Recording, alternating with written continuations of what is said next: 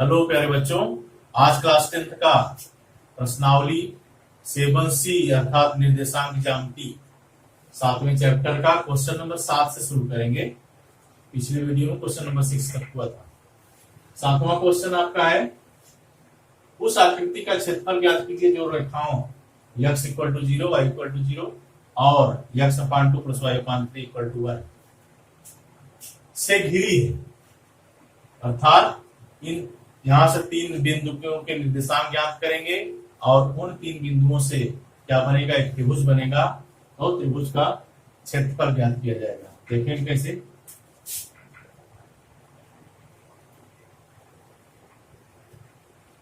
x = 0 है, y = 0 है, अर्थात पहला बिंदु जो हमारा होगा वह मूल बिंदु होगा जिसके निर्देशांक 0 0 होंगे।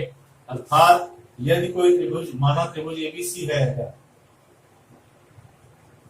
माना त्रिभुज एबीसी है, ए बिंदु के निर्देशांक हो जाएंगे 0, 0।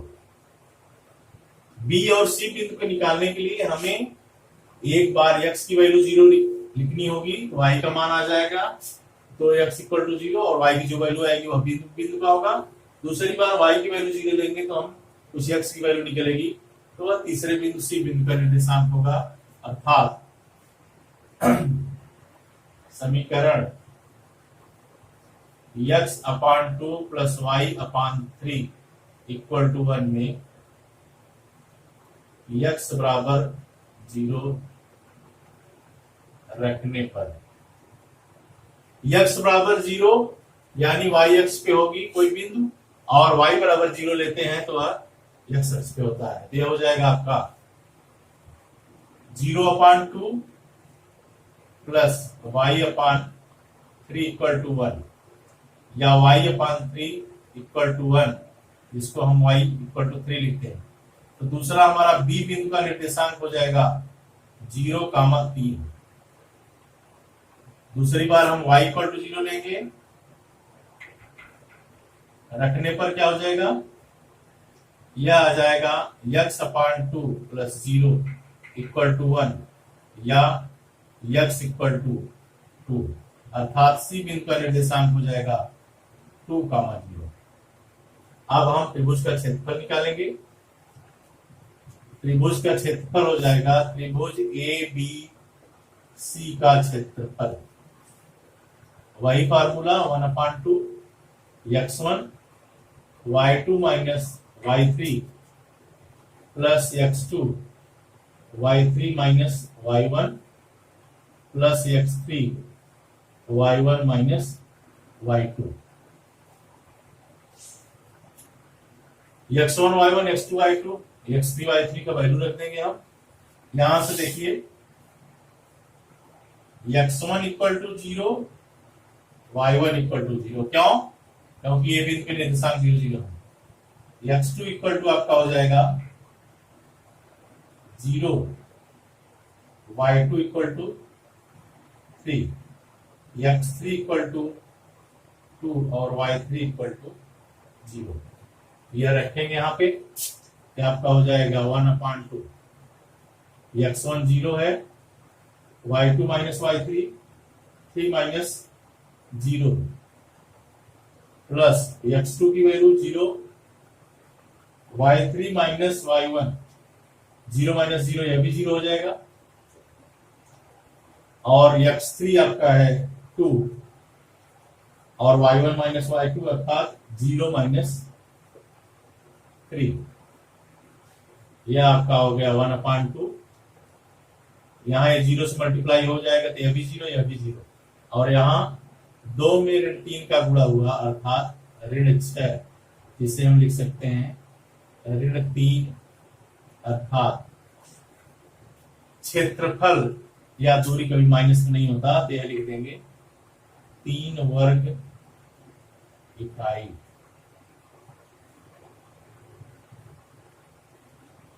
यह आपका आंसर हो जाएगा उस आकृति का जो रेखाओं x = 0, y = 0 और x/2 + y/3 = 1 से घिरी हुई है।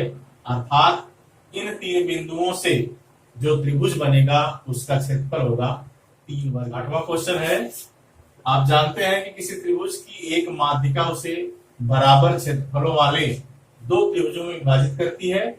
उस त्रिभुज एबीसी के लिए इस परिणाम का सत्यापन कीजिए जिसके शीर्ष ए 4,6, बी 3,2 और सी 5,2 है। कहने का मतलब यह कि कोई त्रिभुज है, उसमें किसी एक शीर्ष से या किसी एक बिंदु से माध्यिका डाली गई है, तो वह माध्यिका उस त्रिभुज को दो बराबर त्रिभुजों में विभाजित करती है। यह सिद्ध कीजिए माध्यिका से बने जो दो त्रिभुज हैं उनके क्षेत्रफल समान आए, यह सिद्ध करना है, और तीनों बिंदुओं के शीर्ष दिए के निर्देशांक दिए गए। देखेंगे इसको, थोड़ा चित्र से समझेंगे। मान लीजिए यह त्रिभुज ABC है, यह माध्यिका है इसकी,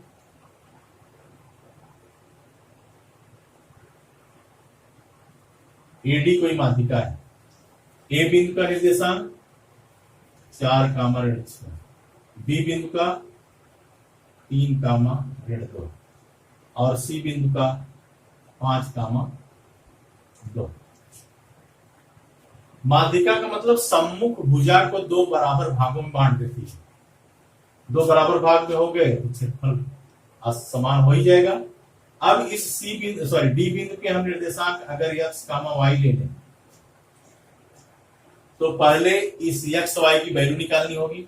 क्योंकि BC का D मध्य बिंदु है, तो मध्य बिंदु के सूत्र के हिसाब से x1 + x2 अपान 2, y1 + y अपान 2 के रख के हम पहले x, y का मान निकालेंगे, फिर इन दोनों त्रिभुज के क्षेत्रफल से ज्ञात करेंगे कितने का क्षेत्रफल कितना होता है, बराबर होता है कि नहीं होता है। देखेंगे इसको। डी बिंदु के निर्देशांक पहले लिखेंगे, त्रिभुज ABC में बिंदु ए से या शीर्ष से कह सकते हैं से AD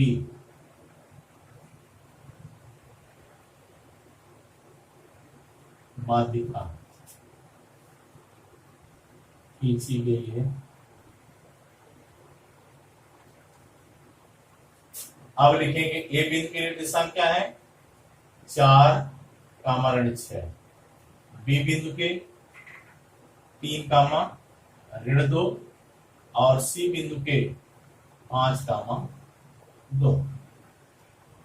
अब पहले हम डी बिंदु के निर्देशांक निकालेंगे। डी बिंदु के निर्देशांक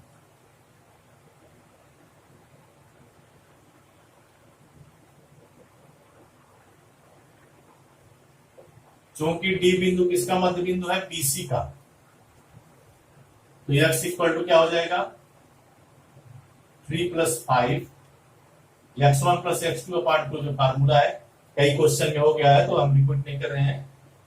यह हो जाएगा x1 + x2 अपान 2, ये हो गया 8/2 = 4, और y के लिए -2 + 2 = यह 0 हो जाएगा। अर्थात डी बिंदु के निर्देशांक क्या आ गए, डी बिंदु के निर्देशांक आपका हो गया 4,0, आप यहां लिख सकते हो, x y लिखा गया होगा। अब निकालेंगे क्षेत्रफल ABD का और ACD का।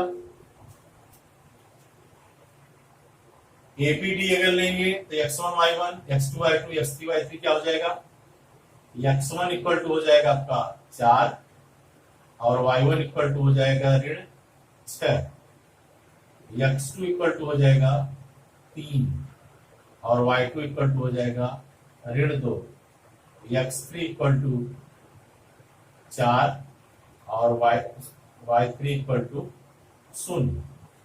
अब AD बराबर त्रिभुज ABD का क्षेत्रफल, त्रिभुज ए बी डी का क्षेत्रफल बराबर 1/2 x1 y2 minus y3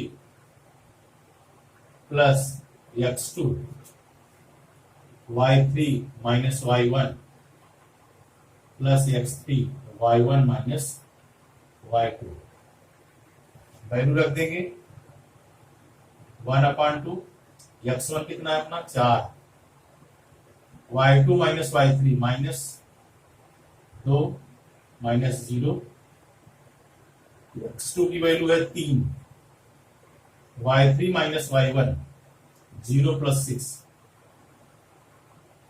x3 4 है y1 minus y2 minus 6 plus 2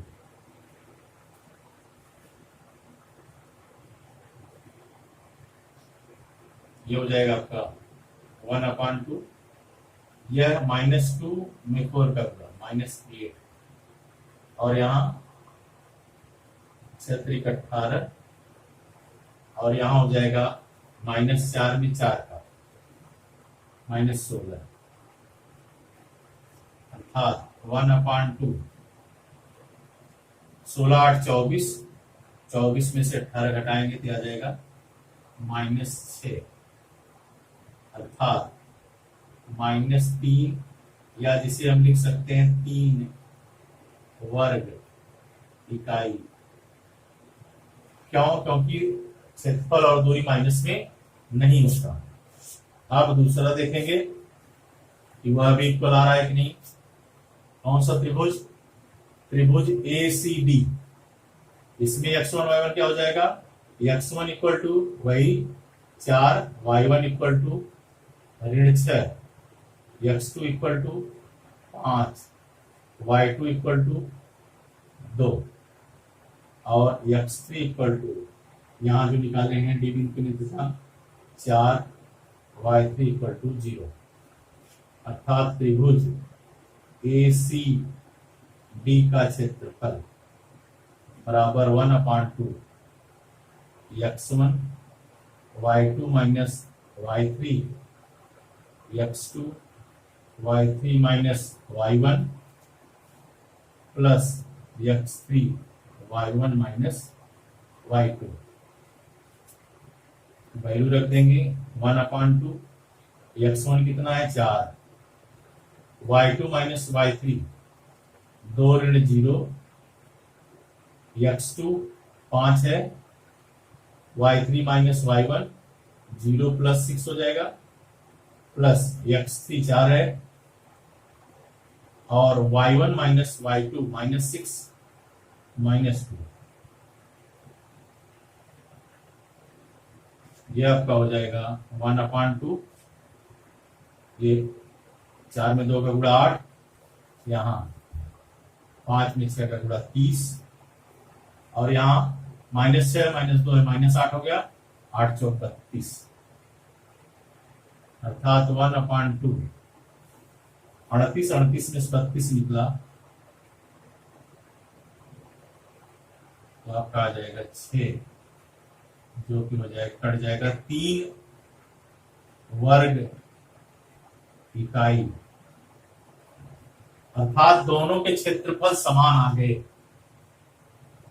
त्रिभुज ABD का क्षेत्रफल त्रिभुज ACD के क्षेत्रफल के बराबर आ गया।